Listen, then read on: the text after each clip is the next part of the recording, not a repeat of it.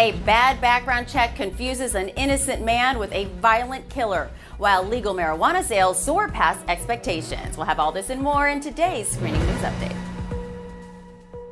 A single letter is ruining a young man's life. Arion Ford is a college graduate who has never even had a speeding ticket, but he's been unable to keep a job because of a man named Arion Ford. This Arion has an extra E in the spelling of his name. Extra E is serving a life sentence for shooting a grandfather in a Chuck E. Cheese restaurant back in 2015.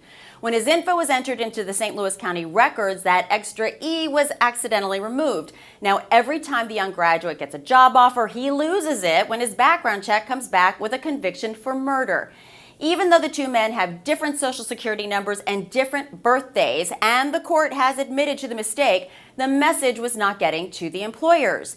If the large background screening company that did the checks would have looked at identifiers other than just the name, or if a proper adverse action process was in place, Mr. Ford might have never had this problem in the first place.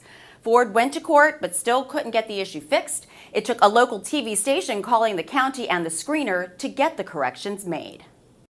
Medical marijuana legally went on sale in Maryland last December. Economists predicted they would sell $46 million worth in the first year. Now it looks like that number would be more than doubled. In just the first 9 months, data shows $67 million in sales. By the end of the year, that number is expected to hit $100 million. Now the state is trying to figure out how to prevent huge, well-financed companies from buying up licenses and monopolizing the market.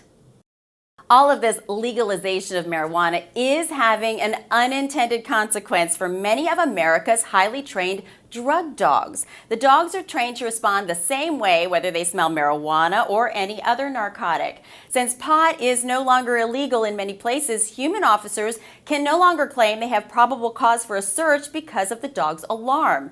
Many of the canine officers are being forced into early retirement. Some younger dogs are not being taught to find marijuana at all to avoid this issue in the future. And now a quick personal note. EBI was recently named the top enterprise screening company in HRO Today's Baker's Dozen list of top pre-employment screening companies. Not only are we thrilled to earn the #1 spot, but this ranking makes EBI the most awarded screening firm in Baker's Dozen history. And we have our clients to thank for that.